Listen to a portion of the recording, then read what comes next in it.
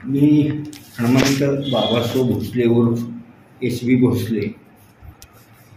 माझी आणि राजगे साहेबांची पहिली भेट 1981 साली जून महिन्यामध्ये एम.एच्या ॲडमिशनच्या निमित्तानं झाली. 1981, 82 आणि 82-83 अशी 2 वर्षे आम्ही एकत्रच एम.एला काढली.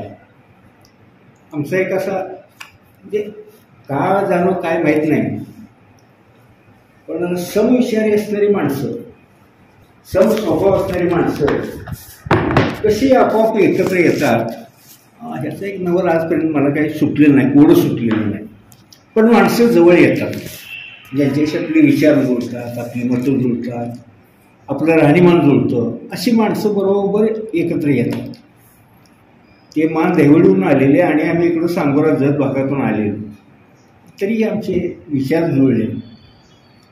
पहिल्यापासून आमच्यामध्ये एक क्रेज होते, आमचे 10-12 असं त्यावेळच्या विद्यार्थ्यांचा एक ग्रुपच आहे की ज्यांनी इंग्लिशमधून म्हणजे ग्रॅज्युएशनपर्यंत सगळ्यांचंच मराठी माध्यम होतं, पण एम.एला गेल्यानंतर आपण इंग्लिश मीडियममधून एम.ए पूर्ण करायचं हा एक निर्धारच केला होता. ते 10-12 लोकांची नावं तुम्हाला स्वतंत्र दिली ना, काही मिरजेमध्ये आहेत, काही इचलकरंजीचे आहेत, काही कोल्हापूरला राहतात, काही वडगावला राहतात, काही आता सध्या पुण्याला स्थायिक झाले, अशी बरीचशी विखुरलेली आहेत मंडळी. ह्या सगळ्या मंडळींना एक लिडरशिप जी होती ती राजगे म्हणून होती, अर्जुन बाबूराव राजगे. खेड्यातील नाव आमची, मी जसं हनुमंत बाबासाहेब बोलतोय तसं अर्जुन बाबूराव राजगे म्हणून. मान देवडीपासून एक साधारण 5-6 किलोमीटर गाव आहे त्यांचं, शेवरी. त्या गावाचं नाव शेवरी, रानंद त्याचं पोस्ट आहे. म्हणजे पूर्वी पोस्ट आणि त्या गावाला पोस्ट पण नव्हतं, ते रानंद पोस्टात आम्ही पत्र टाकायची त्या पत्त्यावर, मग ते त्यांना मिळायची किंवा ते तिकडे टाकायचे यायचे. अशी ती ओळख आमची पहिल्यांदा झाली एम.एला असताना पहिली ओळख आमची तिथं झाली. पण मेरिटमध्ये हायेस्ट होते आणि रिझर्वेशन असं काही त्यावेळी एवढं हे नव्हतं, पण त्यातल्या त्यात त्यांना मेरिट स्कॉलरशिप घेणारी ती पहिली माझी निघाली. मग स्कॉलरशिप किती वर्षाला 1800 रुपये मिळायची. तर आमची परिस्थिती साधारण, त्यांची परिस्थिती साधारण, अगदी सामान्य परिस्थितीतून दुष्काळी मी त्यांच्या गावी सुद्धा गेलो, पण एस.टीचा भाडे खर्च सगळा त्याने केला. बरं, विद्यार्थी दशेत असताना सुद्धा त्यावेळेला सगळे त्यावेळी माझे मित्र मला मामा म्हणून ओळखायचे, भोसले मामा. अजूनही मामा म्हणूनच ओळखतात. तर तिथं त्या शेवरीला जाताना एस.टी दिवसातून एक दहिवडीतून जाणार, सकाळी गेली की संध्याकाळी माघारी येणार, एवढेच 2 एस.टी. त्या दहिवडीपासून त्यांच्या शेवरीपर्यंत आम्ही पायी चालत गेलो आणि बसला बसायला पुन्हा आणि दुसऱ्या 2 दिवसानंतर पायीच चालत आलो. म्हणजे एवढं त्यावेळेला सुविधा कमी होत्या, काही नव्हतं, जवळजवळ नव्हतं. बरोबर. पण अशाही परिस्थितीत त्यांना वाटायचं आपल्या गावाला आपल्या मित्रांनी यावं, एक आपुलकीची भावना अशी होती. आणि एवढे संबंध असे विद्यापीठात सगळे आम्ही हॉस्टेलला एकत्र राहायचो, डबे लावायचे सगळ्यांनी. तो थोडासा नंतर भाग तुम्हाला सांगतो. पण अभ्यासात 1 नंबर. जवळजवळ 14 तास 16 तास अभ्यास. परीक्षा जवळ आल्या 2 महिन्यावर तर 16 तास असे बसून ते बाळासाहेब खर्डेकर ग्रंथालयामध्ये प्रत्येकाची अशी जागा ठरलेली, ते टेबल ठरलेलं, त्या टेबलवर दुसरा कोणी येणारच नाही. ही आमचीच मंडळी ज्यांची जागा ठरलेली आहे तिथं ती, कारण सगळ्याच्या अगोदर आम्ही जाऊन तिथंच बसणार, दुसरा काही उद्योगच नाही. पण मला ते इतकंसं जमायचं नाही, त्याच्या इतकं जमायचं नाही. मी 8 तासाच्या वर कधीही बसलो नाही, त्याची आमची लिमिट संपली. पण इंग्लिश मिडियममध्ये असल्यामुळं सगळ्यांनाच मनापासून अभ्यास करावा लागायचा, नवनवीन संदर्भ बघायला लागायचे आणि पूर्ण आपलं मराठी सोडून देऊन पुन्हा ह्या इंग्लिशमध्ये सगळं ट्रान्सलेशन करत बसायचं. पण ग्रंथालयामध्ये तशी ग्रंथसंपदा चांगली होती. ग्रंथ उपलब्ध व्हायचे, रेफरन्सेस मिळायचे, संदर्भ सगळं संदर्भ मिळायचे. ते करत राहिलो. शेवटच्या एक किस्सा शेवटचा सांगतो तुम्हाला.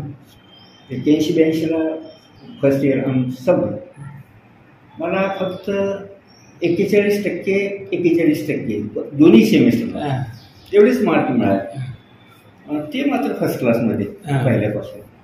दुसरे सूर्यकांत म्हणून एक मित्र आहेत, आता वडगावला राहतात, ते पण हुशार होते. नवकुडकर म्हणून एक आता ते कणकवलीला आहे, रिटायर झाले सगळे बरं, आता कुणीही नाही. तुमच्या बॅचचे सगळे रिटायर. राजगे साहेब शेवटचे आमच्यातले रिटायर्ड होणारे होते. पण दुर्दैवानं त्या कोरोनाच्या काळात उद्या डिस्चार्ज द्यायचं ठरलं. संध्याकाळी कोणाकोणी झाली आमची, तर उद्या सकाळी डिस्चार्ज आहे म्हणजे मग नंतर वगैरे भेटला चालतं. पण दुर्दैवानं पहाटेच्या वेळेलाच त्यांना अटॅक आला आणि डिस्चार्ज राहिला. तर हा डिस्चार्ज दुर्दैवानं घ्यावा लागला आणि त्या कुटुंबावरती दुःखाचा मोठा डोंगर कोसळला. घडून नाही ते घरी. पण बरंचसं जे सगळे आमचे मित्रांना जे उभं केलं त्याच्यामध्ये राजगे साहेबांचं फार मोठा फार मोठा. सेकंड इयरला आम्ही गेलो 82-83 हे सेकंड इयर. क्लासेस सुरू झाले. ही परीक्षा 2 महिने आता पुढे राहिली. फोर्थ सेमिस्टर, थर्ड सेमिस्टर झाली. थर्ड सेमिस्टरला मी आणि नवकुडकर म्हणून एक मित्र आहे, त्या दोघांनी जे विषय दोघांनी निवडले ते इतरांच्या पेक्षा वेगळेच निवडले. 2 कंपल्सरी असायचे, 2 ऑप्शनल. 2 ऑप्शनलमध्ये आम्ही एक स्पेशल ऑथर ॲडम स्मिथ म्हणून एक सब्जेक्ट आम्ही निवडला होता आणि इकॉनॉमिक सिस्टीम्स म्हणजे अर्थव्यवस्था सगळ्या. मग सगळे थोडेसे आम्हाला असं म्हणायचे की तुम्ही काहीतरी विषय निवडला काहीतरी विषय, पण आपलं स्कोरिंग व्हावं आणि कुठेतरी B+ मिळावा ही एक भावना. कारण B+ शिवाय काही पर्याय नव्हता. मग ते अशाला तर म्हटलं शेवटी बघूया. थर्ड सेमिस्टरला नवकुडकरलाही आणि मलाही चांगले मार्क्स मिळाले. चांगले म्हणजे जवळजवळ आमच्या B+ मिळण्याच्या अशा पद्धती झाल्या. 75 पैकी 41-42% होते. त्यावेळेला 75 मार्काचा पेपर असायचा. फोर्थ सेमिस्टर आली आणि शेवटचे 2 महिने परीक्षा राहिली. परिस्थिती अगोदरच सांगितली तुम्हाला की सोर्सेस काही नाही. बरोबर. माझे मामा बँकेत शिपाई म्हणून होते. ते 1990ला रिटायर झाले. त्यावेळेस त्यांचा पगार 1800 रुपये. अरे बाबा. आणि त्यांचं कुटुंब म्हणजे 30-32 माणसांचं कुटुंब. त्यांचाच एक मला आधार होता. माझे भाऊ एक इचलकरंजीला त्या असे वर्कशॉप असायचं, त्या वर्कशॉपमध्ये टर्नर म्हणून काम करायचे. त्यांना 700 रुपये पगार मिळायचे. ही 2 माझे सोर्सेस म्हणजे पैसा मिळण्याचे. पण ते काय 2 महिने मला कुणाकडूनही 5 पैशाची मनी ऑर्डर आली नाही. आमची अपेक्षा किती असायची, महिन्याला 150 रुपये तुम्ही फक्त द्या. 150 रुपये 120 रुपये आमची खानावळ ठरली. पैसे आल्याबरोबर 120 रुपये त्या खानावळाला देऊन टाकायचे महिन्याचे. राहिले किती 30 रुपये. त्या 30 रुपयामध्ये आपल्याला लागणारं साबण, टूथपेस्ट, पेन, पेन्सिल, कागद हे खरेदी करायचं. आणि जो पैसा त्यातनं राहायचा, आपला जो मित्रांचा ग्रुप आहे त्या मित्रांना एकदा चहा पाजायचा. पुन्हा कुठं हॉटेलचं नाव काढायचं नाही. अशा परिस्थिती. पण तरीसुद्धा हे 150 रुपये शेवटचे 2 महिने राहिले असताना कोणाकडूनही आले नाहीत. भावाकडून आले नाहीत, मामाकडून आले नाहीत, मावशीकडून आले नाहीत. राजगे साहेबांना म्हणतो म्हणजे त्यावेळेला साहेब वगैरे असतात. नंतर आमचे साहेबच झाले. खरेच ते साहेबच होते. बरोबर. अशाच परिस्थिती झाली. आता म्हणजे सोडतो, आता काही होत नाही माझ्यात. ही लोकांची देणी वाढत चालली. कशाला देणी वाढवायची. त्यापेक्षा MA रद्द करतो आणि गावी जातो. त्यावेळेला अत्यंत मोलाचा सल्ला दिला, हे 2 महिने जर तुम्ही चुकवले तर आयुष्य तुम्हाला कधीच माफ करणार नाही. होय सोंग सगळी येतील हो. पैशाचं सोंग म्हणजे सर कसे करणार आपण. बरोबर. एक उपाय आहे म्हणजे तर ते 1800 आपले स्कॉलरशिपचे वर्षाची यायची काहीतरी करूया आपण. काय करूया कसे करूया. मग राजगीर आणि चिरमे म्हणून एक तिथंच बिदाल म्हणून गाव आहे. त्या बिदालचे माळी समाजाचे एक चिरमे रघुनाथ बाबुराव चिरमे हे दोघं एकत्र राहायचे. गाववाले भागवाले असल्यामुळे कोकणीचे असल्यामुळं. मग म्हणजे आमचे दोघांचे डबे येतात. त्यात तिघेजण आपण जेवायचं. दोघांच्या डब्यात तिघांनी जेवायचं. मला सुद्धा वाटलं की आपण तर अर्धपोटी राहणार तर राहणारच. त्यांनाही आणि ह्या माणसांना आपल्यासाठी अर्धपोटी आपण का ठेवायचं. मला ते काय पटे नाही काही होऊ द्या म्हटलं. पण आपण 2 डब्यामध्ये तिघांनी दिवस काढायचे आणि परीक्षेकडं फक्त आपण लक्ष द्यायचं. असं आम्ही तिघांनी 2 महिने काढले. पायमलची मेस होती कावळा नाक्याला. त्या पायमलकडून डबे यायचे. आता एकाचा डबा म्हणजे लिमिटेडच. पण तरीही त्या 2 मित्रांनी ॲडजस्टमेंट करून 1 महिना आम्ही 2 डब्यात तिघेजण जेवलो. आणि 1 महिना उलटल्यानंतर मी सगळ्याकडं कॉन्टॅक्ट, मावशीकडे कॉन्टॅक्ट, भावाकडे कॉन्टॅक्ट, मामाच्याकडे कॉन्टॅक्ट. आणि सुदैवानं असं झालं 1 महिना संपल्यानंतर तिघाकडूनही मला 150-150च्या मनी ऑर्डर आली. पैसा झाला. म्हटलं आता काय सगळ्यांची देणी भागवली. आणि ह्या माणसांना त्या काय आभार मानण्यासाठी ही माणसंच नव्हती. कारण हे उपकार आपण कधी फेडू शकत नाही. अशी ही माणसं आयुष्यात भेटली. तो 1 महिन्याचा सर म्हणजे मी सोडून गेलो असतो तर आज आयुष्याला वेगळी कलाटणी मिळाली. फार वेगळी कलाटणी मिळाली असते. तो टर्निंग पॉईंट तर तो राजे सरांनी आणि चिरमे सरांनीच आणून दिला. हे त्यावेळेच त्यांची एवढी मनाची दया म्हणजे हा मनाचा मोठेपणा आला मॅच्युरिटी म्हणा परमेश्वराने काय त्यांना बुद्धी दिली. तर आमचं कुठे वाढ वाढण्याची काही पुण्य होती त्यांच्या रूपात. पण ते फिलॉसॉफर आणि गाईड आपण जे म्हणतो की ते त्यांच्या रूपात तुम्हाला त्यावेळेला तो भेटला. आणि मग 4थं सेमिस्टर आम्ही दिलं. 4थ्या सेमिस्टरमध्ये सगळ्यांना चांगले मार्क्स पडले. आम्ही B+मध्ये गेलो. ते तर फर्स्ट क्लासमध्ये पहिल्यापासून. आणि एक मित्र मराठी माध्यमातला होता कवठेमहांकाळ कॉलेजला TM भोसले, तानाजी भोसले म्हणून. ते मात्र गोल्ड मेडलिस्ट ठरले मराठी माध्यमात त्यावेळेस. आमच्या एकांश बॅच आहे. पण त्यांचं मराठी माध्यम होतं. बाकीचा आमचा 11चा जो ग्रुप आहे तो सगळा इंग्लिश मिडियम. 11च्या 11 लोक हे प्रोफेसरच झाले सिनियर कॉलेजचे. ज्युनियरला कुणी गेला नाही. सगळे सिनियर कॉलेजलाच प्रोफेसर म्हणून जॉईन झाले. कसलं वैशिष्ट्य होणार चांगलं असा तो ग्रुप आहे. त्यावेळेस सर ते कमवा आणि शिका योजनेचा ह्याच पण होतं ना राजगीर साहेब त्या योजनेतच होते. बरं म्हणजे शिकत असताना एम आणि शिकत असताना सुरुवातीला फर्स्ट इयरला ते कमवा शिका योजनेत लागले होते. मी पण त्यासाठी प्रयत्न केला. पण माझं ते इंटरव्ह्यूला जाण्याचं मी काय विचार केला आता 11च्या नंतर इंटरेस्ट होणार तोपर्यंत एखादं लेक्चर करायचं आणि जायचं. तोपर्यंत माझं नाव अनाऊन्स होऊन गेलो होतं निघून. तरी भेटायचं म्हणून एकदा गेलो. त्या कमिटीमध्ये एक मेंबर होते हिस्ट्रीचे एक प्रोफेसर भोसले म्हणून. ते तर म्हणजे सकाळपासून काय झोपला होता काय आता काय इलाज नाही म्हणलं. मी म्हटलं मला हॉस्टेल मिळालं तरी चालेल म्हटलं. हॉस्टेल पण नव्हतं त्यावेळेला. सगळ्या रूम एंगेज झाले होते. मग मला काही कमवा शिका योजनाच पाहिजे असं काही नाही. पण राजगीर सरांचं त्यात सिलेक्शन झालं होतं. आणि त्यांनी नुकताच पावसाळा सुरू झाला. जूनला ॲडमिशन झाली की पावसाळा सुरूच होतो. आणि मग ते हे ओढायची शेती आहे बरीचशी विद्यापीठातली आणि भाताची लागण केलेली असायची. त्याच्यामध्ये जे तण वगैरे येतं त्याची कोळपी मारून ते तणाची भांगलणी करायची असायची.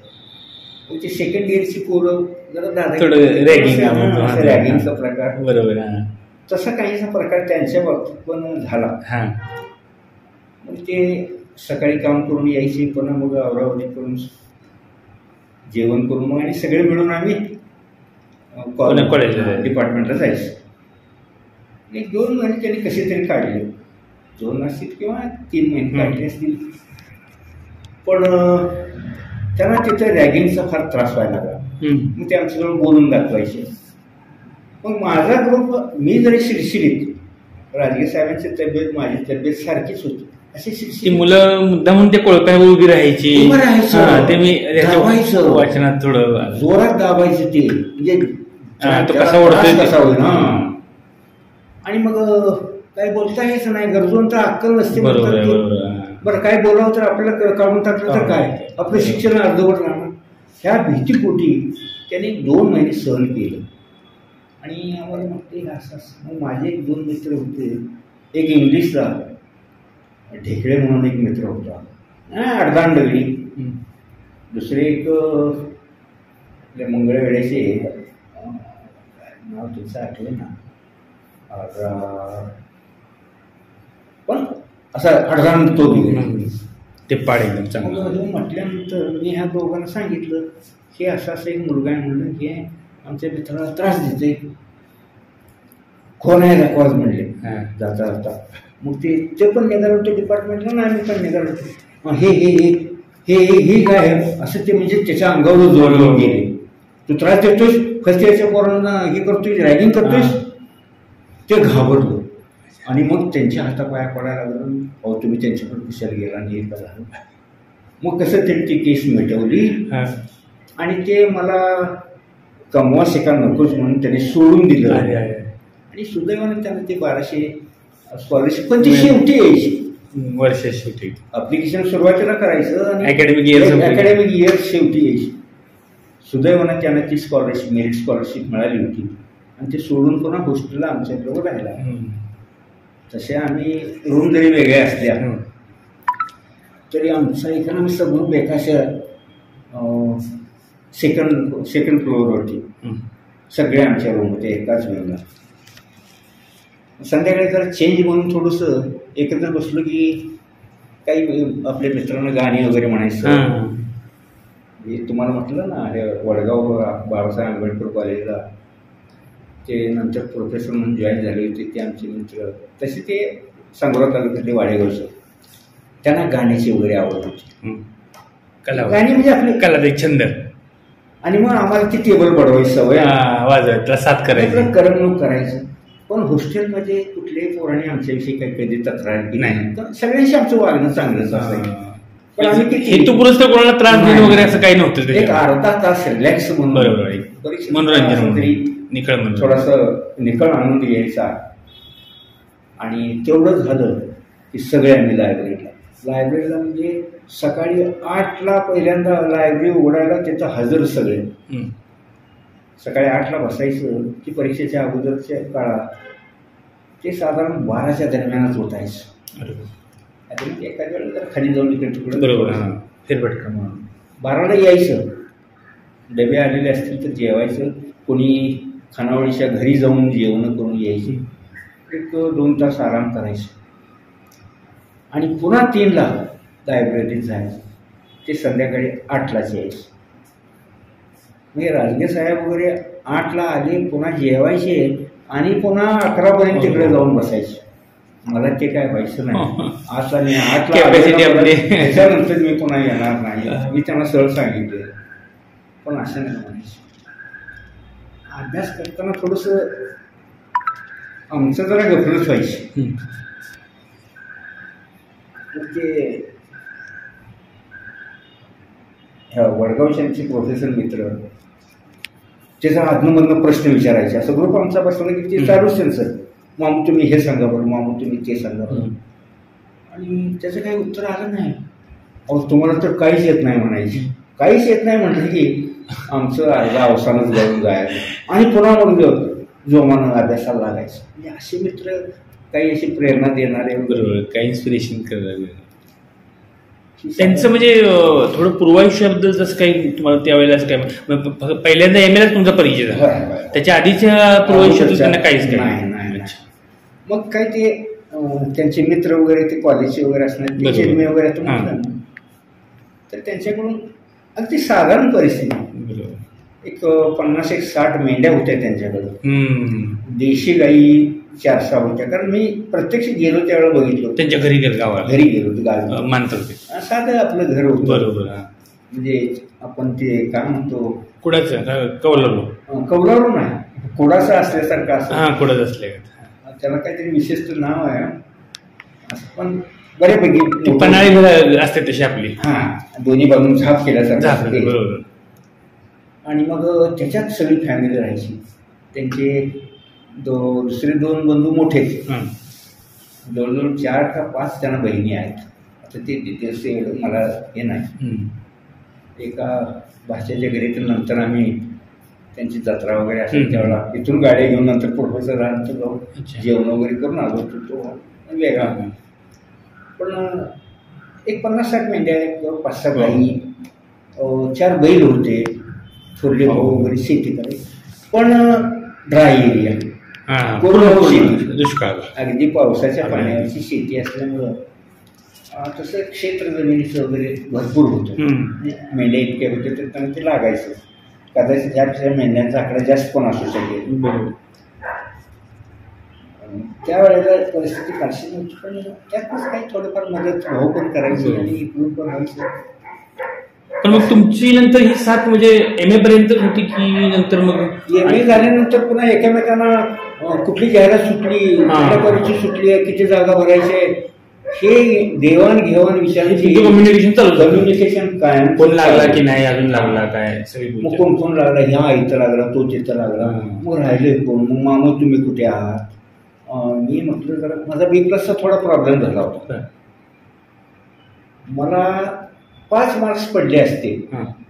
4th सेमिस्टरला अजून हं.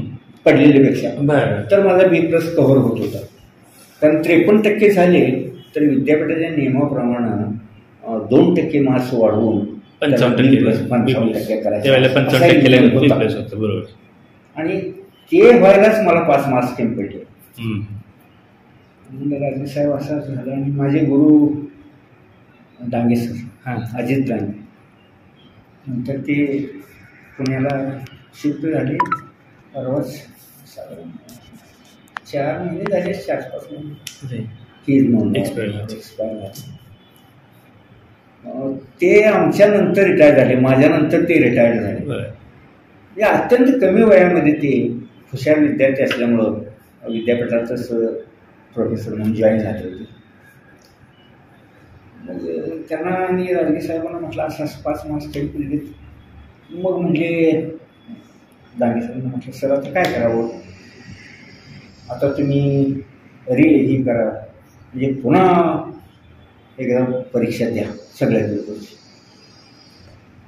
माझी परिस्थिती तुम्हाला माहितीच आहे, आजपर्यंत कसे दिवस काढले. मग आता काय दुसरा ऑप्शन, तर एकूण माझी जी 4 पेपर आहेत म्हटलं, एकाला 42 मार्क्स आहेत, एकाला 43 आहेत आणि एकाला 40 आहेत. आणि एकालाच फक्त मला 31 मार्क पडले. माझं मत असं आहे म्हटलं की 31 मार्क ज्या पेपरला पडले त्याचं मी रिव्हॅल्युएशन करतो. ठीक आहे, तसं करा. मग तो पेपर मी रिव्हॅल्युएशनला दिला आणि सुदैवानं त्या पेपरमध्ये 31च्या ठिकाणी 42 मार्क्स पडले. 5 मार्क हवे होते, 11 मार्क वाढले. आणि त्यामुळे माझा B+ कव्हर झाला. आणि ह्यात माझे 6 महिन्याचा वेळ गेला नवीन मार्क्स वगैरे मिळायला, कारण पहिलं मार्क्स जमा करून घेतात. आणि त्यानंतर मी पार्ट टाइम म्हणून इथं चंपाबेन बालचंद शाह महिला महाविद्यालय सांगलीला जॉईन झालो. पार्ट टाइम शेवटचा मी जॉईन होणारा. माझ्या तुकडीमधले सगळे आमच्या ग्रुपमध्ये सगळे अगोदर जॉईन झाले होते. बरोबर. काही विनाअनुदान होते, काही अनुदानित होते. त्यांचं काय असं चळवळींमध्ये वगैरे काय असं सहभाग, विद्यार्थी चळवळ किंवा विद्यापीठीय काही कामकाजामध्ये सहभाग त्यावेळेला MA करत असता? नाही, त्यावेळेचा काही नव्हता. म्हणजे विद्यार्थी दशेत असताना विद्यार्थी असतात तर ते बॅचलर डिग्रीपर्यंत गावी असताना ते श्रमदान वगैरे करत होते. NSC मध्ये कामं करत होते. सगळे कामाची सवय होती आणि घरात पण सगळ्यांना कामं करायची सवय. जेव्हा आम्ही प्रोफेसर झालो आणि विशेषतः जेव्हा ते BCUDचे डायरेक्टर झाले, म्हणजे शिवाजी विद्यापीठ BCUDचे डायरेक्टर झाले, तेव्हा मात्र त्यांच्या कामाला गती आहे. आपली माणसं निवडून आणायची वेगवेगळ्या पदावरती वगैरे, आणि त्यांना ते राजकारण कळायचं. त्या बाबतीत आम्ही अज्ञानीच होतो. बरं. पण राजकारण कसं करायचं, कसं खेळायचं, कोणाला उभा करायचं, कोणामार्फत त्याच्यापर्यंत अप्रोच व्हायचं वगैरे, ह्यातलं जबरदस्त नॉलेज होतं. पण तुमचे जे शक्य जे होतं MAचं ते म्हणजे शेवटपर्यंत अगदी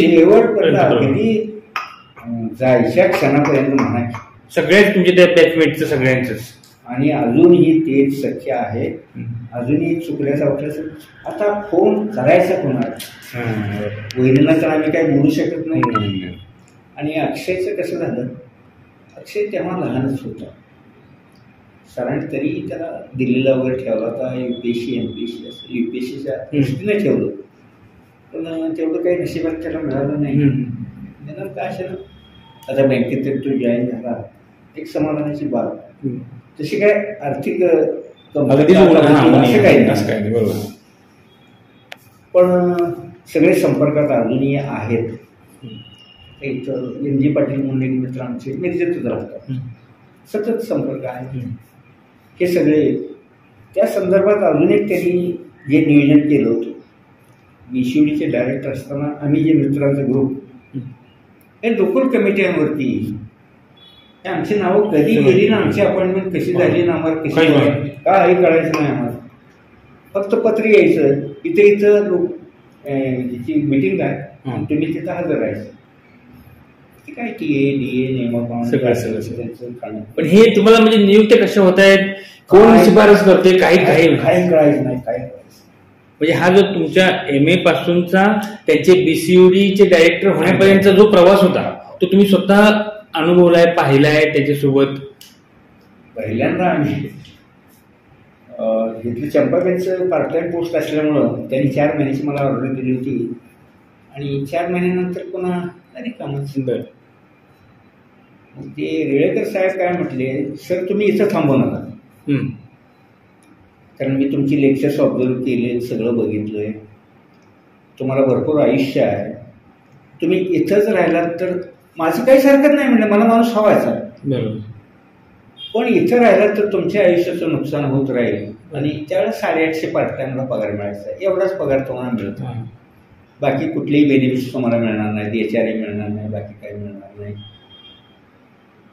तर तुम्ही दुसरीकडे प्रयत्न करा म्हणले. अजून वाव आहे. काय करायचं, पुन्हा आम्ही विद्यापीठात गेलो. 6 महिने संपले, ते उन्हाळी सुट्टी संपली आणि जून वगैरे सुरू झाला. विद्यापीठात गेल्यानंतर डॉक्टर मराठवाड्यातले आमचे प्रोफेसर होते, एवढे सुदैवानं आम्हाला प्रोफेसर चांगले भेटले. प्रत्येक आपला विद्यार्थी कुठंतरी जॉईन झाला पाहिजे, आणि तो होत नसेल तर काय करता येईल हे स्वतः जातीनं बघायचे. अगदी जय पाटील सर असतील, दोशी सर असतील, आमचे डांगे सर असतील, त्याच्यानंतर आणखी ते मराठवाड्यात जातात, ते म्हटलं ना नाव आठवे ना सरांचं मला, तर ही मंडळी प्रत्येक विद्यार्थी आपला जॉईन कसा होईल हे जातीनं बघायचे, आणि मग ठरवायचे या कॉलेजवर कोणा सिलेक्शन झालं. समजा कोल्हापूरमध्ये ह्या कॉलेजवर एक्स व्यक्तीचं झालं, एक्स व्यक्ती दुसऱ्या ठिकाणी इंटरव्ह्यू आली, त्याला सरळ सांगायचे तुला तिथं दिलंय ना, मग इकडे का आलायस तू यायचं नाही इंटरव्ह्यूला, आणि मग तिथं दुसरा बसवायचा. पण नियोजनबद्ध रीतीनं आमच्या गुरुनी सगळ्या ह्या डिपार्टमेंटच्या लोकांनी आम्हाला बसवलं.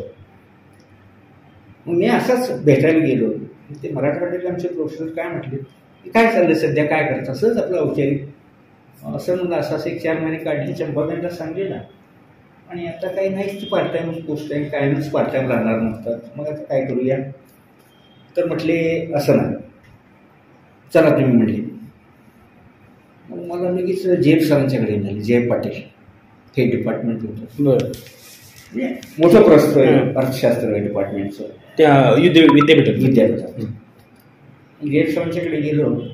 जयपने चिठ्ठी लिहिली, आणि त्या म्हणजे कमला कॉलेज कोल्हापूरला जावं. नवीनच ते कॉलेजने सुरू झालेलं. ते पाटील साहेबांचं कॉलेज होतं. माझी आपले ते आमदार होते. कुठले ते एरिया? कमला कॉलेज. अच्छा, राजारामपुरी पहिली गल्ली. बरं बरं बरं, तिथे कोल्हापुरात. हां. मग तिथे गेलो. त्यांना एक इंग्लिश मिडियमचा प्राध्यापक पाहिजे होता, पण ती मी पोस्टानच पोस्ट. तर काय अशानं म्हटलं पहिलं वर्ष आहे, पुढं वाढत जाईल आणि काहीतरी एक वर्षभर काढला. म्हणजे 85-86 नाही 84-85 तिथं जॉईन झालो. ते म्हणले 500 रुपये तुम्हाला देणार नाही ना. तुम्ही आणला मग काय असं म्हणलं थोडं ग्रँड मिळालं होईल व्यवस्थित. क्रांतिकुमार पाटील साहेब प्राचार्य आणि राजगे साहेबांचे त्यांचे अत्यंत चांगले संबंध. त्याच्यानंतर D.O. पवार सर ह्यांचे चांगले संबंध. म्हणजे राजकारणाशी तुम्हाला वाटलं का नाही ती त्यांना जाण जास्त होती. ही मंडळी त्यांनी बरोबर हाताशी धरलेली होती. बरोबर. आणि ते न्यू कॉलेज कोल्हापूरला न्यू कॉलेज होते. तिथून ते प्राचार्य म्हणून डायरेक्ट इचलकरंजीला आले होते. त्यावेळी प्राध्यापक म्हणून आले सुरुवातीला आणि नंतर मग तुम्हाला प्राचार्य पदावर गेले. आधी व्यंकटेश मध्ये होते. व्यंकटेश म्हणून न्यू कॉलेज. आता ते व्यंकटेशचाच किस्सा तुम्हाला सांगतो. मग मी कमला कॉलेजला गेलो आणि हे व्यंकटेशला जॉईन झाले. व्यंकटेश पण नॉन ग्रँड, पण तिथली ती मॅनेजमेंट जी होते ना स्केल प्रमाणे पगार द्यायची प्राध्यापक. विना अनुदान असताना सुद्धा सगळी व्यापारी मंडळी हो, मोठे मोठे सगळे बडे व्यापारी कारखानदार. आणि आम्हाला मात्र बहुजन सामाजिक संस्था आहे म्हणले क्रांतिकुमार साहेब. असं नाही का म्हटलं काय हरकत नाही, स्टेपिंग स्टोन म्हणून 500 तर 500 एकटेच होतो. काय कोणाचा अजून विवाह नाही काही नाही. मग एक CHBची पोस्ट होती. राजगे साहेब ज्या कॉलेजवर काम करत होते व्यंकटेश कॉलेज, तिथं इकॉनॉमिक्सची CHBची एक पोस्ट होती. 8 लेक्चर्स होते. मग म्हणजे तुम्ही इकडं का करत नाही आणि तिकडं 4 दिवस करा आणि इकडं 2 दिवस किंवा 3 दिवस करा. गेलो तिथं प्राचार्य साहेबांना भेटलो, पण आमचा त्या फारसा परिचय नव्हता. फक्त तिथल्या प्राचार्य साहेबांना मी थोडं ओळखत होतो. त्यांनाही भेटलो आणि कोणाचं त्या वशिला लावून ती एक पार्ट टाईम मिळवली. CHB तिथली पार्ट टाईम कोल्हापूरची आणि ही CHB. 4 दिवस मी कोल्हापुरात करायचो कमला कॉलेजला आणि 3 दिवस इचलकरंजीला करायचो. जेव्हा मी इचलकरंजीला यायचो त्यावेळेला राजगे साहेबांच्या रूमवरच जाऊन आम्ही नाही राहायचं, तिथंच खायचं त्यांच्याकडे सगळं त्यांच्या, बाकी काही बघायचं नाही. आणि जाते वेळी परत दोघे मिळून कोल्हापूरला, कारण त्यांना रविवारी सुट्टी असायची. शुक्रवार शनिवार मी करायचो आणि रविवारी तिकडे जायचं. तर ते 3 दिवस माझे त्यांच्याकडेच, खानावळ सगळे त्यांच्याकडेच, काय खर्च असेल तो त्यांच्याकडे, चहा पाणी. असे 6 महिने आम्ही काढले. आणि काय झालं ते थोडंसं मॅनेजमेंटमध्ये जरा म्हणजे बोलणं, माझं बोलणं मला नडलं. एक व्यंकटेश कॉलेजतर्फे कुलगुरूंना आणि शिवाजी विद्यापीठाला असा भरीव निधी द्यायचा होता. मी CHB भरीव निधी द्यायचं म्हणजे ठीक आहे, म्हणजे सर्वांना ते ठरलं की काय द्यायचं.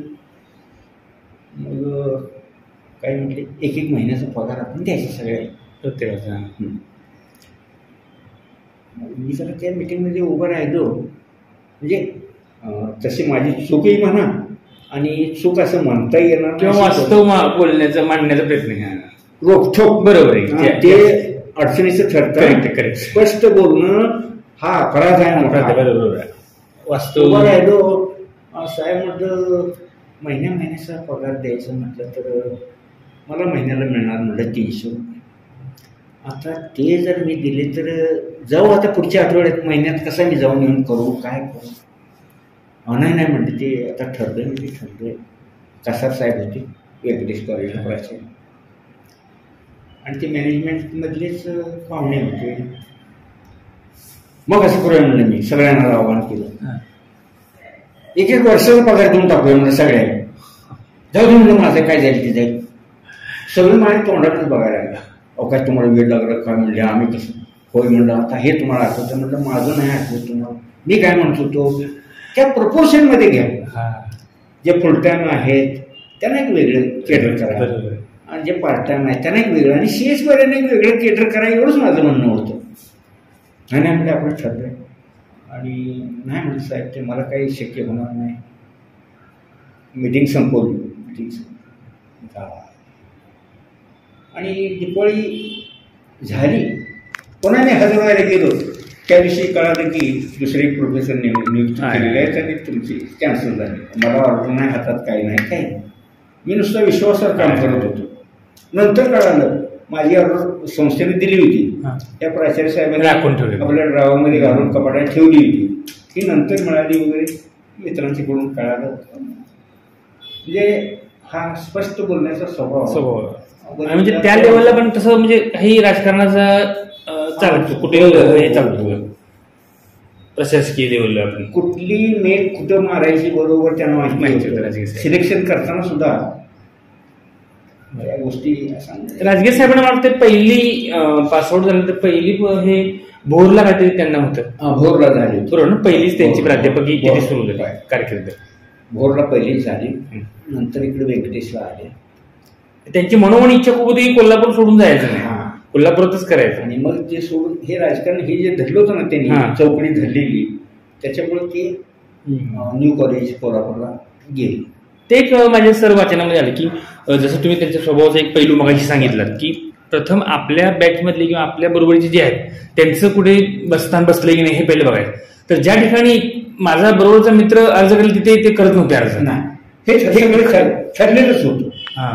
म्हणजे अनरिटर्न हा नियमच होता. अच्छा, म्हणजे तो आपसामध्ये तुम्ही हे करून घेतलं, तिथं तो इंटरव्ह्यूला जाणार आहे, बाकी कुणी जायचं, किंवा तिथं त्याने अप्लाय केलं, बाकी कुणी अप्लाय करायचं नाही, हे ठरलेलं. म्हणजे इथंपासून ती तयारी होती. बरोबर.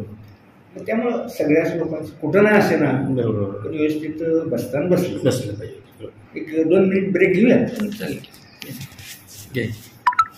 जरा काय ते घेऊया. नाही नको, काही नको. आणि त्यामुळं मग ते संधी त्यावेळेला मिळेलच असं नाही.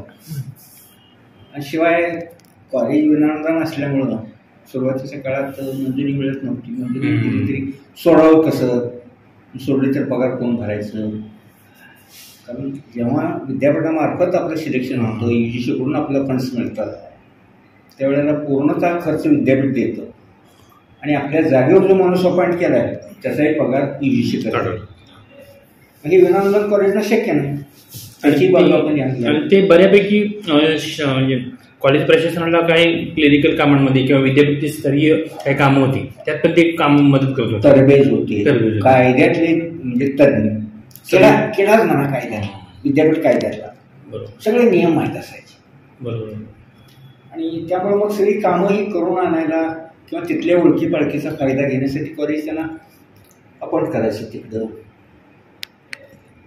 मग त्यामुळे कदाचित असेल म्हणा त्यांचे ते प्रशासकीय कामाचा अनुभव म्हणा गाठीशी होता, त्यामुळे त्यांची विद्यापीठ स्तरीय निवड होणं ही खूप मोठी म्हणजे खूप अभिमानाची गोष्ट नाही. त्यांच्या कार्याची ती पोचच आहे.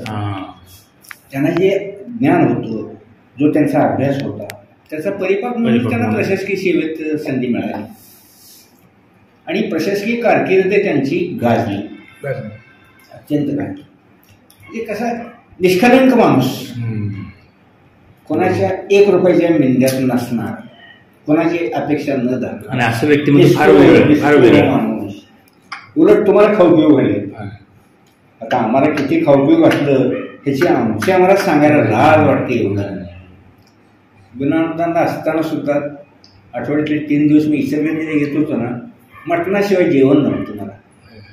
खानावेळेला सांगू ना त्यावेळेस एका दुसरा दिवस एक वेळा तरी जेवण आमचं झालंच पाहिजे. आणि मग कोल्हापूरला जेव्हा सुट्टीला यायची 1 दिवस रविवारचा, मग आम्ही हाताने स्वयंपाक करून खात होतो त्यावेळेला. सगळं आमचं स्टोव वगैरे असायचं. आलं की आमलेट त्यांना आवडीचं पदार्थ, पण हाताने केलं की ती कुसकरून खायची सवय. जसं आपण घरी खातो का नाही, फुलगट पितळ्या आणि त्याच्यात ती आमटी ओतून वगैरे असं, ते पद्धत.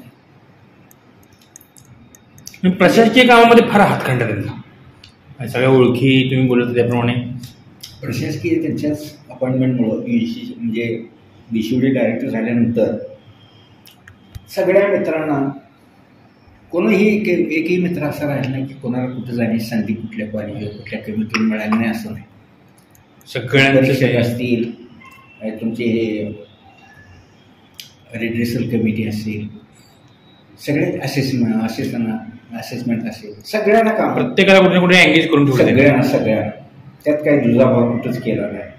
त्यांची ती त्यामुळे म्हणजे अगदी स्वतः त्या खालाकीच्या परिस्थितीतून ती आल्या असल्यामुळे, बॅकग्राऊंड तसं असल्यामुळे म्हणा, किंवा विद्यार्थी तसेच त्यांनी स्वतः कमवा शिका योजनेतून त्यांनी पूर्ण केलं. आणि माझ्यासारख्या इतर वंचित मुलांना शिक्षणाला राहू नये शिक्षणापासून म्हणून त्यांनी स्वतःची तळमळ, माझ्यापेक्षा माझी जी आहेत ही त्यांच्या दृष्टीने तेवढीच महत्वाची होती.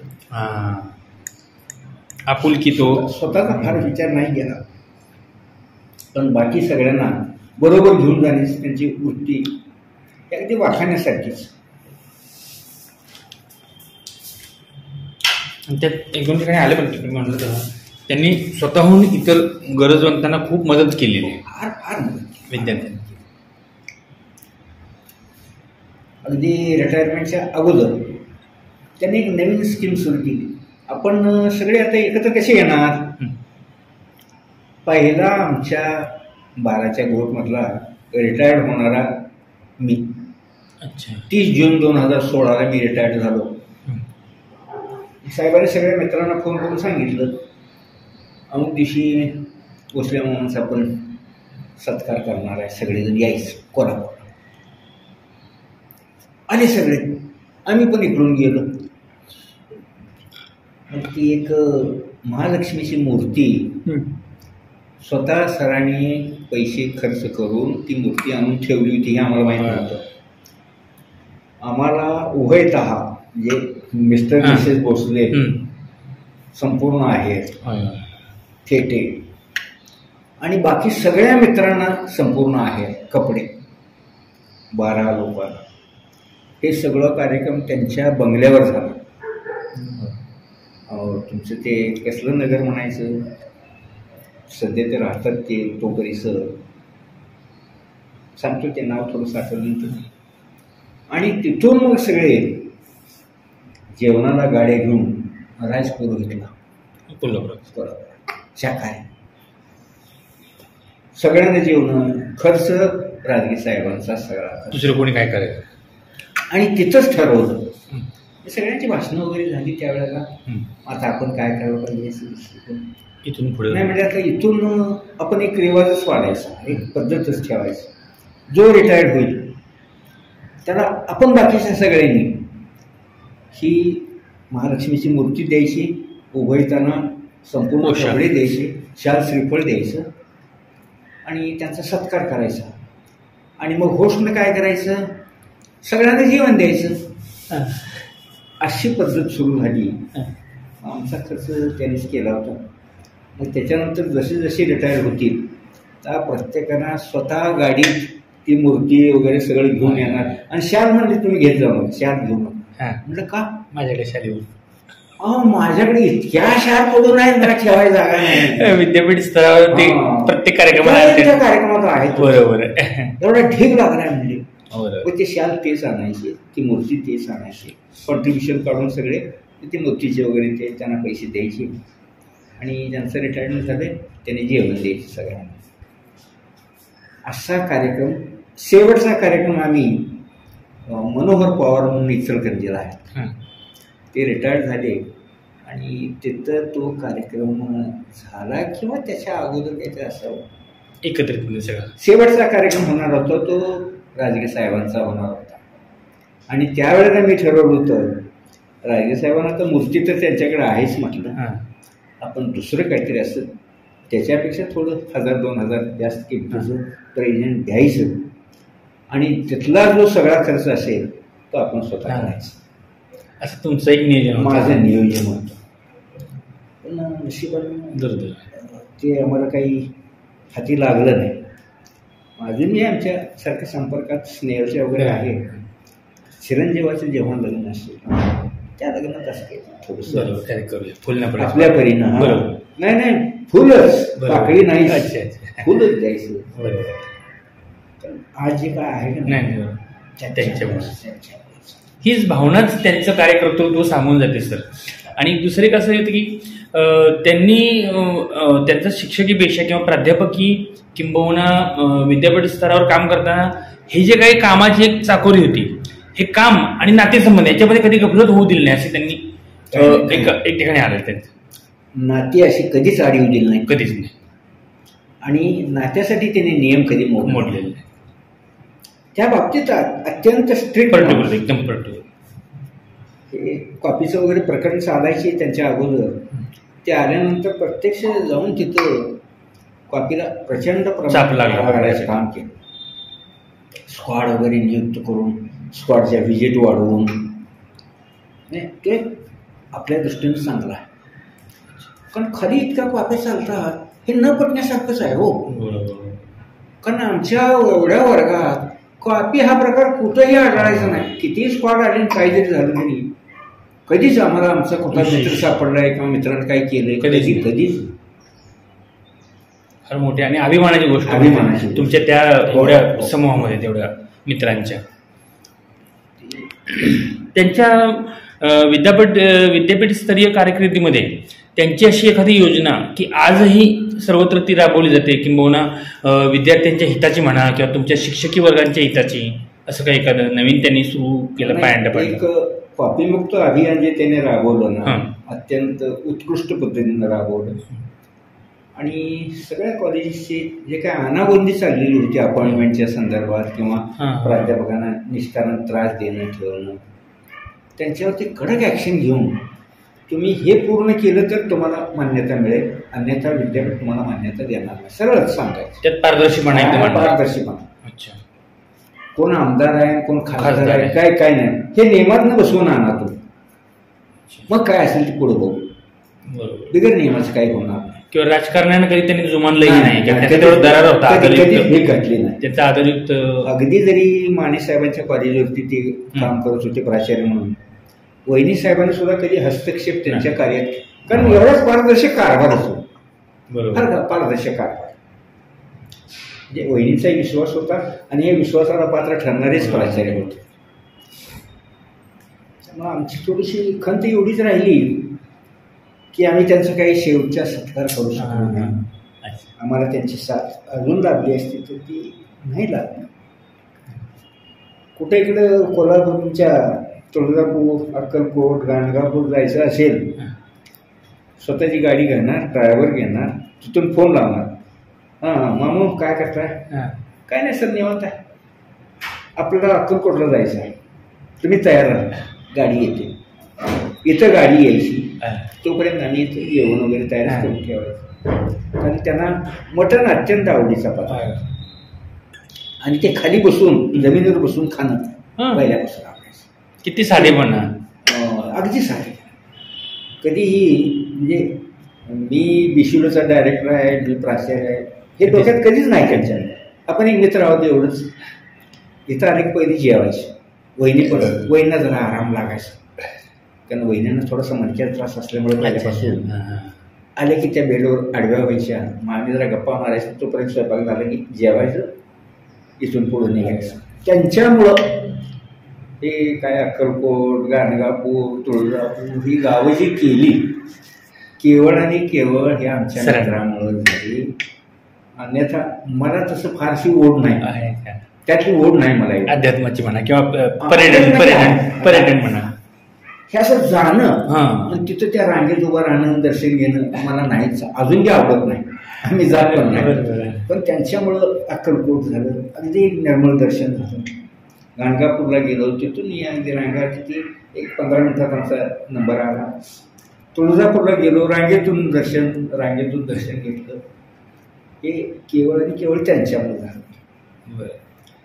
जे तसे धार्मिक वृत्तीचे होते, सगळ्या मित्रांना बरोबर घेऊन जाणारे होते. शिवाय कुटुंबावरती जेव्हा प्रोफेसर झाले आणि पगार मिळायला लागली, गावी विहीर खणायला, बोर घ्यायला, पाईपलाईन करायला सगळा पैसा स्वतः पुरवला. त्यांच्या दारात नारळाची झाडं होती, अशी गाडीची डिगी भरून निघालेली नारळ गावी म्हणून आम्ही गेलो स्वतः. टाकायचं. म्हणजे इथून कोल्हापुरातून काय करायचं इथं एवढं नाराज करायचं का, ते नेऊन टाकायचे. आणि नंतर गावी सगळं असं मोठं घर बांधून सगळ्या जनावरांना शेड वगैरे बांधून, फक्त जरा बिनसलं कुठे स्नेहलच्या लग्नात जरा भाऊ वगैरे नाराज झाले, म्हणजे बंद केलं. कारण प्रत्येक दिवशीचं एवढं काम यायचं त्या BCOD डायरेक्टर असताना, चेअरमन असताना, की सह्या रात्री 9 वाजेपर्यंत, काही वेळा 10 वाजेपर्यंत रात्री सह्या चालायच्या, तरीही संपायचं नाही. पण त्यांचंही ठरलेलं होतं 0 पेंडन्सी.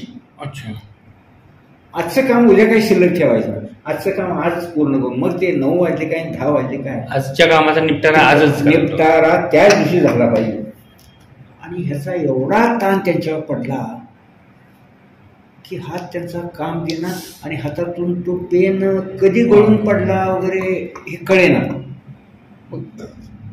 तिथं पवार म्हणजे डॉक्टर आहेत परुसला, त्यांच्याकडे ती काय पंचकर्म वगैरे तसा कार्यक्रम, आयुर्वेदिक सगळं तिथं जाऊन एक 10 दिवस 15 दिवस, तेव्हा आम्ही भेटायला गेलो होतो. ते पंचकर्म वगैरे बघितलं आणि मग त्या पंचकर्मानंतर पुन्हा थोडंसं आणि ते सावरले. आणि थोड्या दिवसानंतर पुन्हा कोरोना आला, शेवटच्या ह्या घटना. पण त्या कामाच्या ताणामुळं असं तासन तास जर बसून त्या खुर्चीत राहायचं आणि नुसत्या सह्या करायला रात्री 9-10 वाजत असतील, आणि हेडेक भयंकर, प्रचंड कामाचा हेडेक. आपली तब्येत म्हणजे तोळा मासा आहे दोघांची, माझी तशी त्यांची तशी. सर्दीचा एक पूर्वी त्रास असायचा फार, पण नंतर ती सर्दी त्यांची गायब झाली आणि अशक्तपणा जाणवायला लागला. शुगर वाढली, टेन्शन. शुगर वाढण्याचं मुख्य कारण काय तर टेन्शनच. कोणी असू द्या माणूस, त्याला काय अपवाद असतील, दुसरी कारणं असतील, पण एक सर्वात महत्त्वाचं म्हणजे टेन्शन. आणि त्या टेन्शनमुळे शुगर वाढली ती काय कंट्रोलमध्ये राहायचं नाही. मग ते भरपूर गोळ्या खायला लागायच्या. इथून मी कधी जरी भेटायला विद्यापीठात गेलो तर कधी डबा घेऊन जायचा नाही, त्यांचा डबा आलेला असायचा आणि त्या टायमाला ते पेन खाली ठेवून चला सर आता आपण जेवण करायचं. सर म्हणण्यापेक्षा मामू या शब्दावरच त्यांचा जास्त जायचं. आतल्या रूममध्ये जेवायचं, बाहेर यायचं, पुन्हा एक गप्पा मारत बसायचं. आणि जरा चहा त्यांचा ठरलेला, गेल्याबरोबर चहा असायचाच, पुन्हा बाहेर पडताना एकदा चहा. काय तेवढ्या अधिकाऱ्याला आता कधी शिपाई वगैरे असायचं. आयुष्यात त्यांनी चांगले दिवस भोगले, पण ओव्हरलोड काम झाल्यामुळं त्याच्या शरीरावरती विपरीत परिणाम. आणि शेवट होऊ नये असं, म्हणजे माझ्या मित्राचं तर कधीच होऊ नये असंच मला वाटत होतं. ते झालं दुर्दैव. तुमच्या एवढ्या सगळ्या जे कोण 12 जण तुम्ही होतात ते त्या 12च्या ह्याच्यामध्ये त्या ग्रुपमध्ये म्हणा, इतक्या खालच्या परिस्थितीतनं इतक्या उच्च पदापर्यंत पोहोचलेली ती एकमेव व्यक्ती. म्हणूनच तर आम्हाला त्यांचा अजून बी आहे. बाकी सगळे प्रोफेसर झाले, सगळे 12च्या 12 लोक प्रोफेसर, सगळे प्रोफेसर झाले शिक्षकी पेशामध्ये सगळे. आणि सिनियरलाच, ज्युनियरला कोणी नाही, सगळे वैशिष्ट्य. त्याची एक स्वतंत्र तुम्हाला यादीनंतर देतो. पण माणूस म्हणून, एक मित्र म्हणून. पण मग या सगळ्यांमध्ये म्हणजे असं म्हणायला हरकत नाही सर, म्हणजे आता तुम्ही बोलताय ह्या बोलण्याच्या सगळ्या तुमच्या गोष्टवाऱ्यावर असं एक तर्क बांधायला हरकत नाही की ह्या 12 जणांपैकी तुमची अधिक सलगी होती का त्यांच्यासोबत? हो, सर्वाधिक. मग MG पाटील म्हणून एक माझे मित्र आहेत. मग इथं सरांना त्यांच्या कॉलेजवरती इन्व्हाइट करायचं होतं. मग म्हटलं काय तुम्ही फोन करून सरांना बोलायचं म्हणलं आपले मित्र. नाही तुमची जरा जवळी काय तेव्हा माझ्या लक्षात आलं की बाबा त्यांच्यापेक्षा आपली सगळी जास्त असं त्यांना सुद्धा वाटतं. इतरांकडून तुम्हाला काय नाही, मग म्हटलं बोलूय साहेब तो काय म्हणजे असं त्यांच्या बोलण्यातून पण त्या इतर लोकांना जाणवलं असेल ना प्रत्येक वेळेला. बरोबर नाही, खूप चांगलं. आणि इतकं म्हणजे निराळस व्यक्तिमत्व तुमच्या सांगण्यावरून. विद्यार्थी दशेत असताना स्वतःच्या खर्चानं आपल्या गावाला घेऊन जाणारा मित्र तो माझा खर्च. कॉलेजला नोकऱ्या लागल्यानंतर घेऊन गेला मग मी तो भाग निराळा. तो भाग वेगळाच आहे. सगळे देवस्थानं मला फिरवली, तो भाग वेगळाच आहे. विद्यार्थी दशेत असताना पगार नसताना सुद्धा मला स्वतःच्या डब्यातला अर्धा डबा खाऊ घालणारा माझा. आणि आज हे अशी व्यक्ती मिळणं फार दुर्मिळ आहे. आताच्या ह्याच्यात तर नाहीच आहे. ते जे तुमचं बॉन्डिंग आहे, तो जो तुमचा ऋणानुबंध आहे, तो म्हणजे आजही तुम्ही नुसतं नाव घेतलं तर तुम्ही अजून मी मला वाटतं मी जेव्हा जेव्हा माझी साडू तिकडं त्या रस्त्यावर राहिला आहे, दैवडीवरून मला जावं लागतं पुढे. बरं. दैवडीत गेलं की मला त्यांची आठवण येतेच. आणि जावं त्यांच्या घरी, भेटावं. त्यांच्या भावांना वगैरे अजून आहेत, आई वडील नाहीत दोघी. त्यांची एक विधवा बहीण एक होती, ती त्यांच्याकडेच राहायला होती. तिची पण मला आठवण येते. आता ते आई वडील, ती बहीण सगळे एक्सपायर झाले. भाऊ आहे माझ्या माहिती. पण आता आपल्याला कोण ओळखायचं असं ते असते तर मग अगदी वाजत गाजत गेलो असतो. जसं महाराजांनी तुकाराम महाराजांनी तो रस येथे नाही, तसं ते नाही. खूप त्याचं ते बांधलेलं असं सगळं घर, तो मेंढ्यांचा वाडा, ते जनावरांची केलेली शिस्त. पुन्हा एकदा जाऊन बघावं. भले त्या काळ्या रानाच्या बाबळी का असणार उन्हाळ्याच्या दिवसात माळ रानावरच्या जाऊन बघावं. नाही भटक्या जमातीतला अगदी म्हणजे खालच्या थरावरचा आपण म्हणूया गावगाड्यातला एक घटक असं इतक्या उच्च पदापर्यंत पोहोचतो, खूप मोठी गोष्ट आहे ती. त्या पदाचा गर्व कधीच नाही, कधीच गर्व नाही.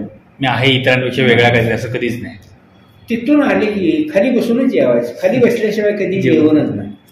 हॉटेलमध्ये गेलं तरच किंवा त्या तेवढं बोलतात प्रशासकीय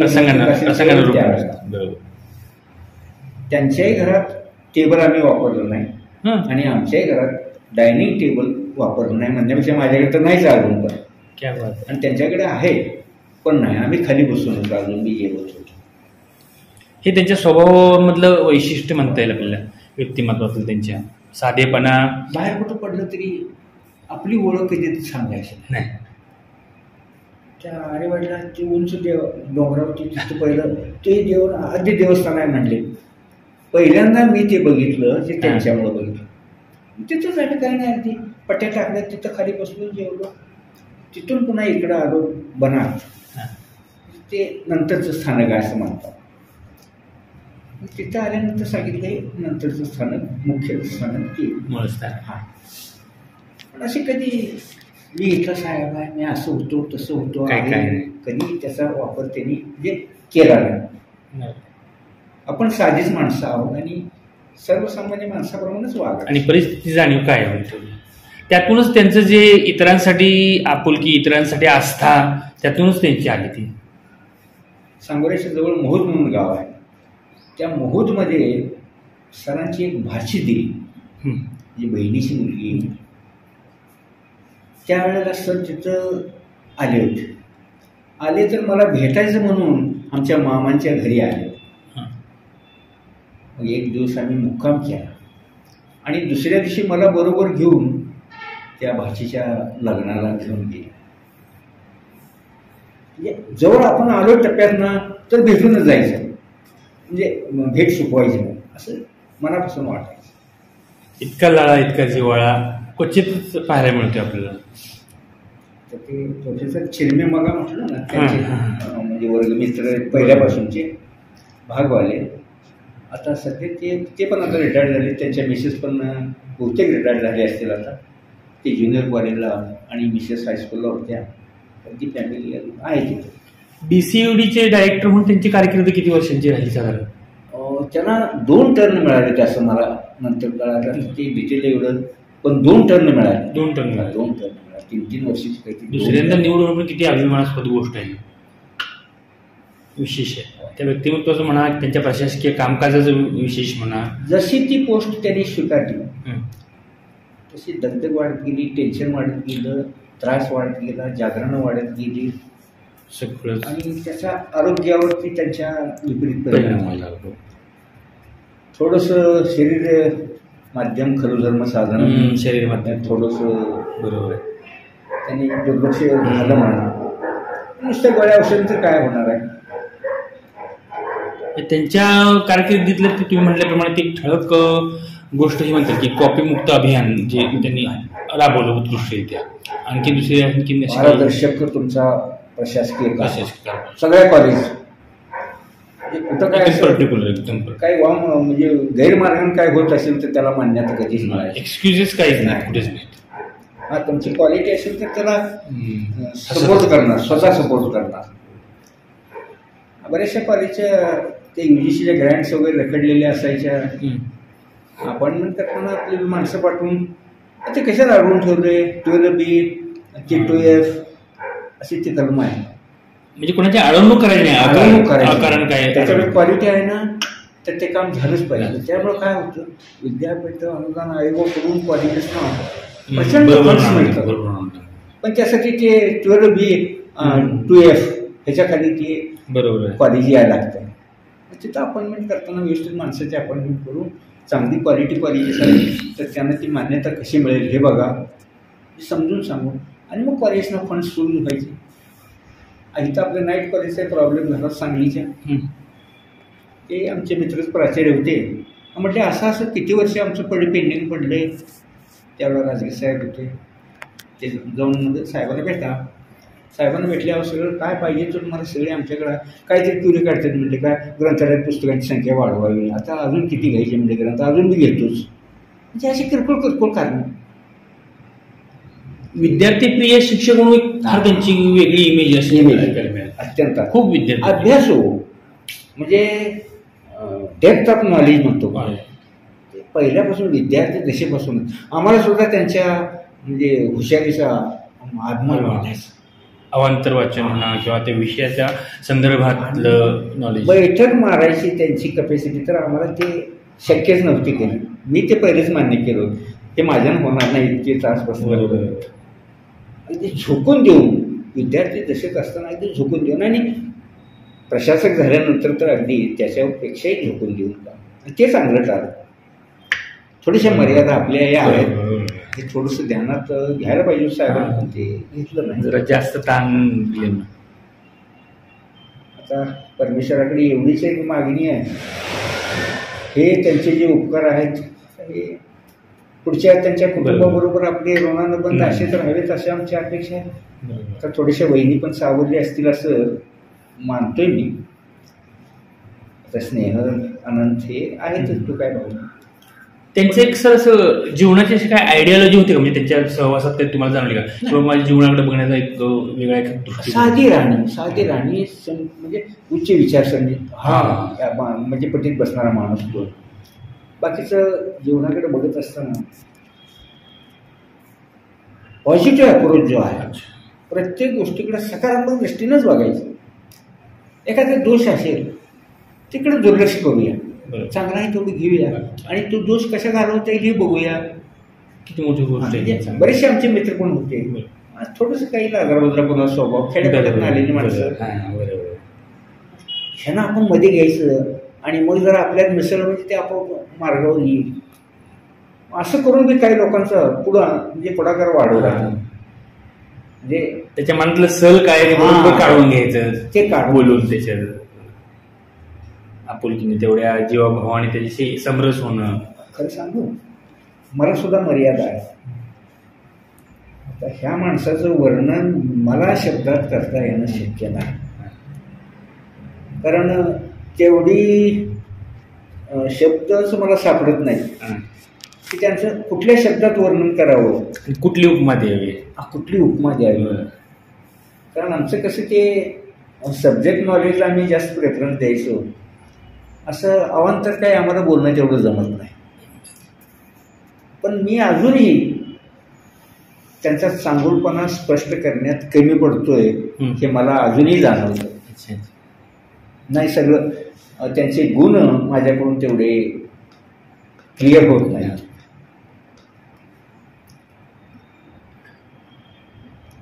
आणि किंवा आता हे सगळं करत असताना जेव्हा तुम्ही सांगितलं की तुमच्या ह्या 12 जणांमध्ये जे बॉन्डिंग होतं अगदी ते प्रत्येकाच्या मनातलं काय असायचं ते शल्य ओळखत होते, त्या बरहुकूम आपापल्या परीने त्यांना मदत करण्याचा प्रयत्न करत होते त्यांच्या परीने. पण त्यांची खंत किंवा त्यांच्या अडचणी सगळं त्यांनी तुमच्यासमोर शेअर केलं कधीच नाही. कारण आम्ही सगळ्या गोष्टी एकमेकांच्या जवळूनच बघत होतो, त्यामुळे काय लपून काय राहतच नव्हतं, कळतच होतं आपोआप सगळं. स्नेहलचं लग्न झाल्यानंतर मला एकदा बोलले, आता जर आमचे कुटुंब जर आमच्यापासून लांब राहते असं जर म्हटलं, आता काय ते खुश आहेत ना, त्यांचं काही हे नाही, थोडंसं त्यांच्या खुशीसाठी आपलं आनंदासाठी आपण तिकडे दुर्लक्ष करूया. पण त्यांना काय वाटायचं, आपण आजपर्यंत हालाकीच काढली, आता आपलं कुटुंब तरी पुढे जावं. पण नंतर त्यांनी पुतण्याला वगैरे शिकवला, चांगल्या पोस्टवर पुन्हा प्रोफेसर म्हणून अपॉइंट केलं, नंतर केलं. एखादा असा स्मरणीय प्रसंग असं तुम्हाला प्रकर्षणी त्यांच्या बाबतीतला किंवा तुम्ही त्यांच्यासोबत असताना असं काय प्राध्यापकीय कारकिर्दीतला म्हणा किंवा विद्यापीठीय स्तरावरचा म्हणा एखादा? नाही, तर असं काही नेमकं आठवत नाही. म्हणजे त्यातून म्हणजे त्यांच्या जीवनातून इतरांनी बोध घेतलाच तुम्ही सांगितल्याप्रमाणे बऱ्याच जणांनी, पण त्यांचं जीवन म्हणजे असे दीपस्तंभ म्हणूया, एक प्रेरणास्तंभ म्हणूया, असं एखादा प्रसंग की प्रकर्षण असं काय जाणवणार नाही एखादा?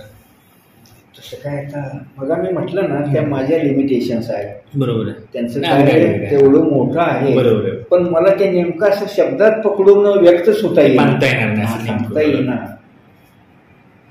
त्याला जर एखादा मराठीचं असं तुमच्यासारखं जाणता प्रोफेसर असताना त्यांनी ते निषेध केला असतं, पण मला ते नाही, शब्दात सापडे ना काही. त्याच्या महाविद्यालयीन जीवनात कधी कडू म्हणून कोणतरी होते, त्यांचे सहस्नेही होते, कोणतरी होते वाटते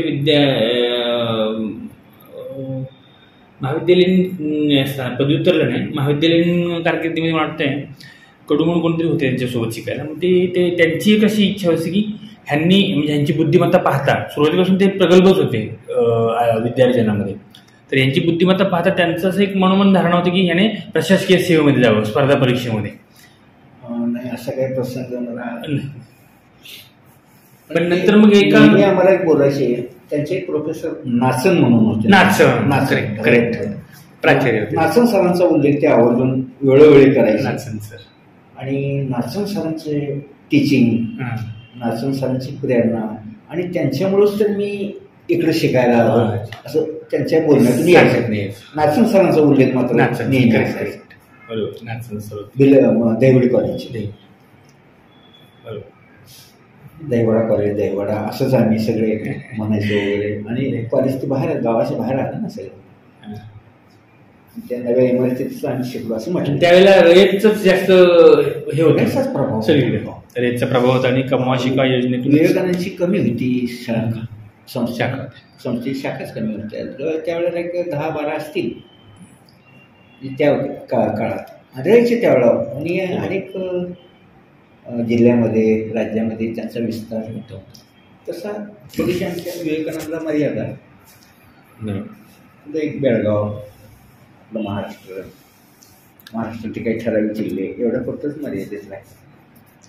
हे तुमच्या सांगण्यातून जे काय त्यांचं व्यक्तिमत्व साधारणतः पुढे येते की विद्याव्यासंगी, तितकेच प्रशासकीय कामकाजामध्ये पण हरवणारी, तितकेच जिव्हाळा, समोरच्या प्रति जिव्हाळा असणारे, तसंच त्यांच्या अशा काही गमतीशीर पण काय अशा पैलू होते का व्यक्तिमत्वाच्या की त्यांना तितकंच म्हणजे छंद म्हणा, इतर ह्या व्यतिरिक्त, कामकाजा व्यतिरिक्त किंवा शिक्षकी पेशा व्यतिरिक्त असे काही छंद त्यांची आवडते असे काय?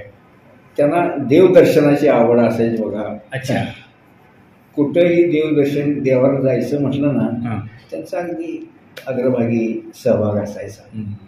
पण असं छंद वगैरे एवढं काही नाही. कला साहित्य वगैरे असं काही छंदाकडे लक्ष द्यायला त्यांना तसा वेळ पण नाही. कारण त्यांनी एक टार्गेट जे ठरवलं, त्या टार्गेट पूर्ण करायलाच ते धडपडायचे. प्राध्यापक झाले, प्राचार्य झाले, विश्वविद्यालय डायरेक्टर झाले, पुढं मागे आणखी कदाचित झाली पुढचीही मिळाली असती, पुढे बघायला सुद्धा गवसणी घालता आले, शुअर झाला असतं. नीतीच्या पुढं सगळंच काही नियतीच्या पुढे काय वाढून थोडी कोणाच्या काय कळत. अहो दोघे आजारी आहेत. वहिनी त्याच्यातून कव्हर होऊन बाहेर पडल्या आणि सरांना डिस्चार्ज मिळणार आहे उद्या हे आदल्या दिवशी फायनल झालं. डॉक्टरांनी सांगितलं आता उद्या सगळं डिस्चार्ज. आणि ही पहाटेच पुन्हा ही अशी घटना घडून बसली. अनाकलनीय सगळंच. त्यांचे एकूण सगळ्या या वाटचालीतनं म्हणा किंवा आता तुम्ही पण त्याच्यासोबत इतकं बरेच असा काळ एक घालवलाय, तर त्यांच्या ह्याच्यातून असं आताच्या तरुणांना असं काय आपण एक संदेश असं सांगू शकतो किंवा काय असं प्रेरणात्मक असं नाही, एक अभ्यासू विद्यार्थी कसा असावा, एक प्रशासक कसा असावा, म्हणजे आदर्श प्रशासक कसा असावा, निष्पृह माणूस कसा असावा आणि एक दिलखुलास मैत्री करणारा, मित्रावरती प्रेम करणारा मित्र कसा असावा हे त्यांच्याकडे बघितल्यानंतरच खरं लोकांच्या लक्षात येईल.